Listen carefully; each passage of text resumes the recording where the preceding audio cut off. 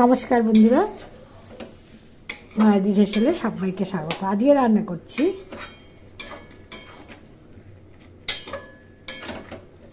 সব সবজি দিয়ে একটি সুস্বাদু তরকারি।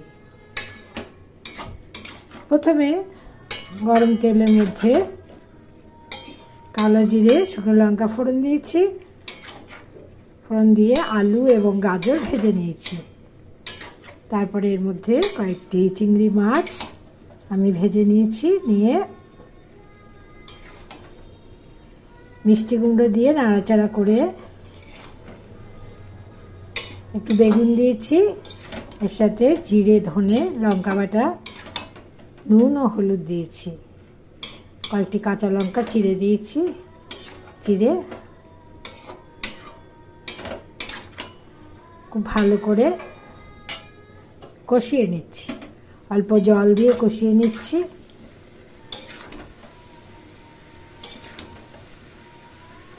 এই যে আমি অল্প সামান্য চিংড়ি মাছ এর মধ্যে দিয়ে দিয়েছি। অল্প চিংড়ি মাছ এই তরকারিতে ছিটিয়ে দিলে খেতে বেশ ভালো লাগে। এর মধ্যে এখন গ্রেট করা আদা দিয়ে দেবো। আদা গ্রেট করে নিলাম, এটি এখন তরকারিতে দিয়ে দিলাম।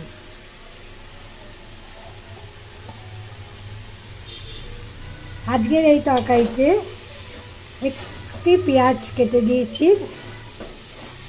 কোনো রসুন বাটা দেইনি। এখন নেড়ে নেড়ে কুমড়ো আলুর তরকারি আমার রান্না হয়ে গেছে। অল্প করে চিংড়ি মাছ দেওয়াতে ফ্লেভারটা খুব ভালো আসছে। এখন আমি এই তরকারি নামিয়ে নেব।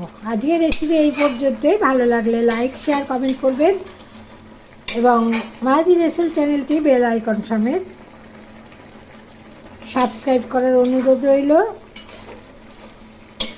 আপনারা এইভাবে যখন বাড়িতে চিংড়ি সামান্য থাকবে তখন এইভাবে তরকারির মধ্যে দিয়ে রান্না করতে পারেন, খেতেও ভালো লাগবে। আজকের এই রেসিপি দেখার জন্য সবাইকে অনেক অনেক ধন্যবাদ। এর মধ্যে আপনারা একটু ঘি, গরম মশলা দিতে পারেন, কিন্তু আজকে আমি খুব সাধারণভাবেই রান্না করছি, ঘি গরম মশলা দেব না। সবাই খুব ভালো থাকবেন, সুস্থ থাকবেন। নমস্কার।